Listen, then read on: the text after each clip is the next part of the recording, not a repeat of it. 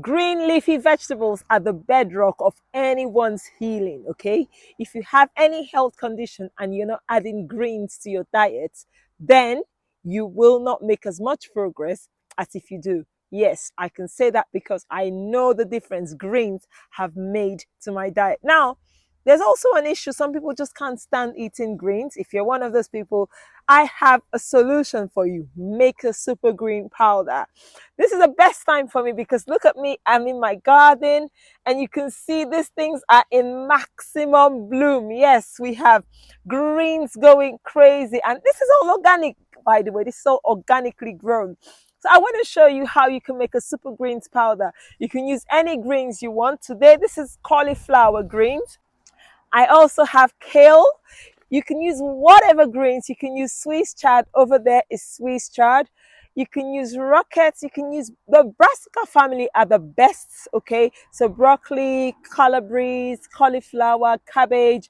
Those greens are the high nutrient greens. So I'm not just talking about using cucumbers. Nah, we want high dense nutrient greens to make a super green powder. So come on, let's harvest some kale, some cauliflowers, which is what we're going to harvest now because there's so many leaves, and rather than wasting the leaves or letting them just die, I harvest it and I use it to make a super green powder that will heal your body. And also it's so useful in the winter months because then we don't have this abundance that we have today.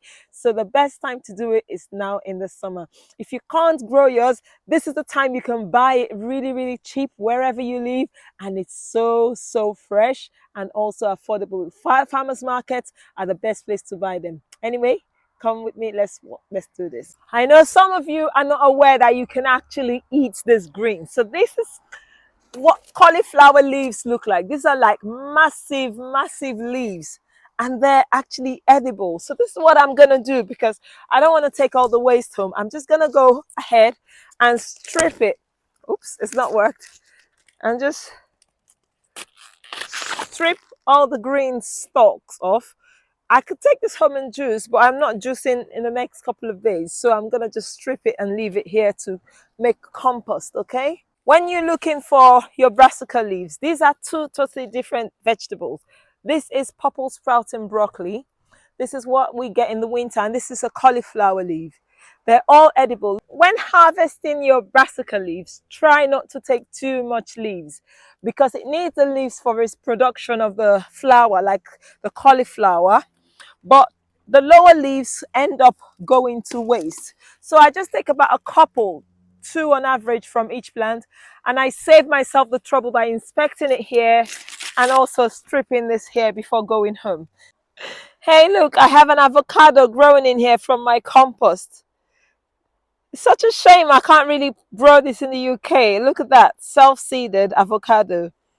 Oh, what would you do with this? Would you save it? Would you grow it?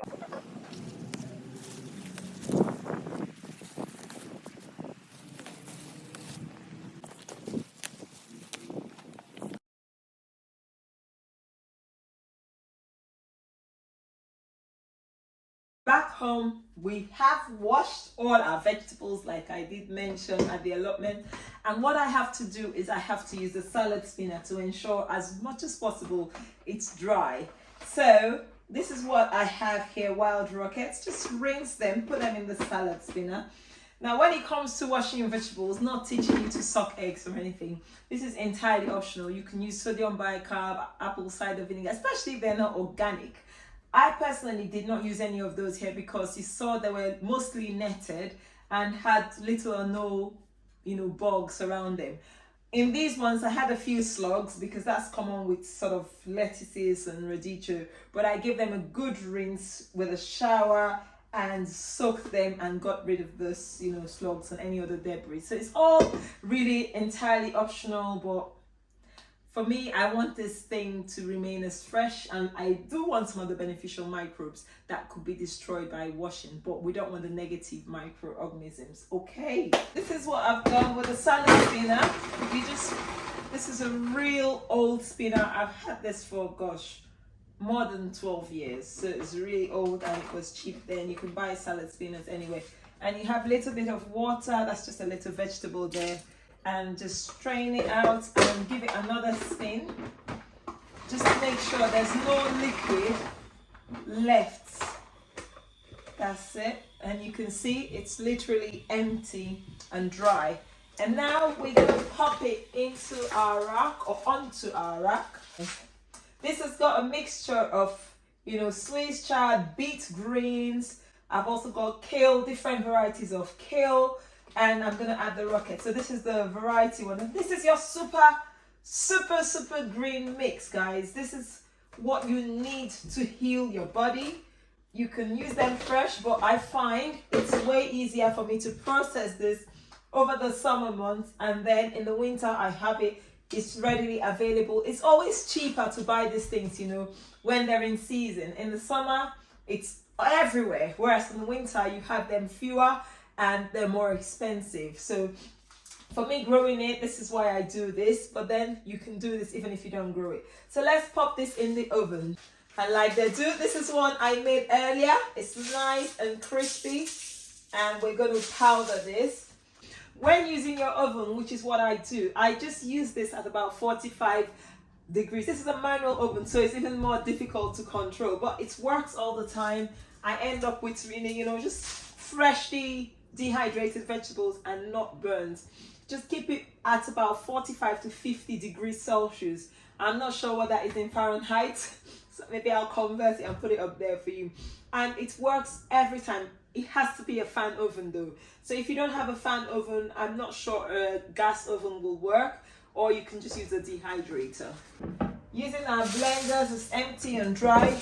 Just see how crunchy. Some people actually just crush this up and store in the fridge or in the pantry, but I like making a powder, because just imagine this whole lot was as much as what we've just used, 3 full trays, and it's compacted to this small amount.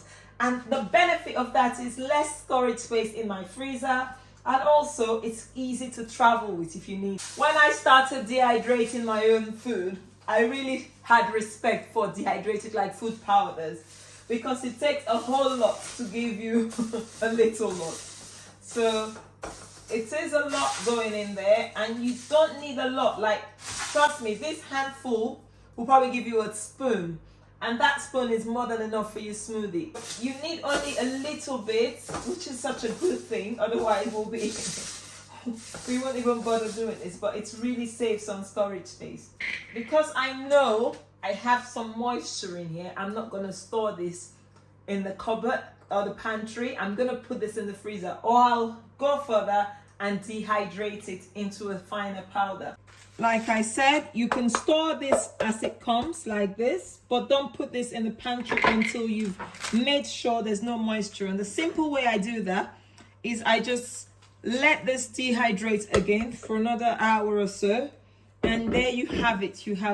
Look at the little amount of powders that we've had here.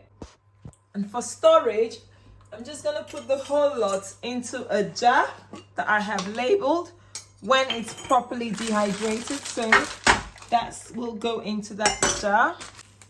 Super green. This would be perfectly plenty for my smoothie. This is a lot because it's been fully dehydrated. There you have it, guys. We've come to the end of our video. I hope this video has added value to you. Now, greens, like I did say at the beginning, is the bedrock of any healing journey. Don't be scared about things like oxalates and things that they say can be anti-nutrients in greens. Greens can heal your body.